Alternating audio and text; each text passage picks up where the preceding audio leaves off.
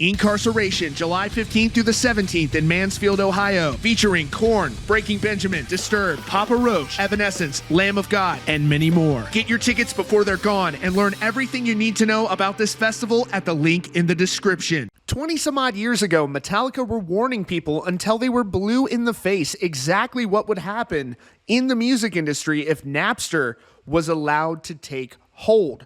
They sued Napster, and if you were around at that time, you remember the mountain of shit that Metallica got for taking on Napster. The peer-to-peer file sharing network made music completely free for people to share between each other. They said it was file sharing. They're only sharing these files with each other. And around that time, your only option was to buy a $23 CD at Sam Goody at the mall. So anybody with a rational brain was going to pick that free option, even if it wasn't the right thing to do.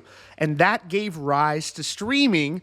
First, we saw Apple with their Apple Store, and you were able to buy songs for $1, $1.29. And then, naturally, Apple debuted Apple Music, and Spotify launched as well. They have some early ties as well to the staff at Napster. One thing's for sure, none of these warnings likely would have changed the technological inventions that would have led to these streaming services.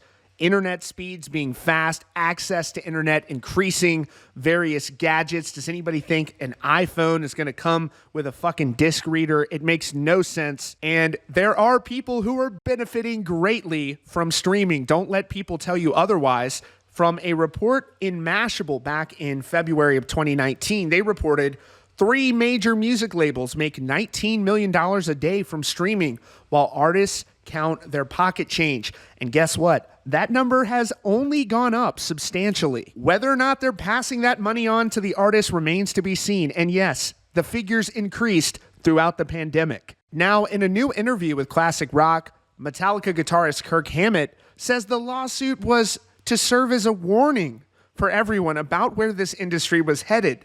Kirk said, quote, "We warned everyone that this was going to happen. We warned everyone that the music industry was going to lose 80% of its net worth, power, and influence. When these monumental shifts come, you just either rattle the fucking cage and get nothing done, or you move forward. There's definitely a new way for getting music out there, but it isn't as effective as the music industry pre-Napster. But we're stuck with it. There needs to be some sort of midway point where the two come together, or another completely new model comes in. One thing's for sure, Metallica was right about Napster and the implications of it, but again, we probably would have ended up somewhere similar eventually down the road. And again, there are a lot of artists that have immediate access to getting their music out there now, when in the past you would have to move to LA or New York and hope you can make the right connections to launch your career. As for Kirk Hammett, he recently released his debut solo record called Portals, which is an instrumental EP. You should definitely check it out. It's really good. That's your latest update from Rockfeed. Be sure to click the subscribe button and the notification bell so you don't miss out on future stories. Check out the recommended videos on your screen and visit rockfeed.net for more.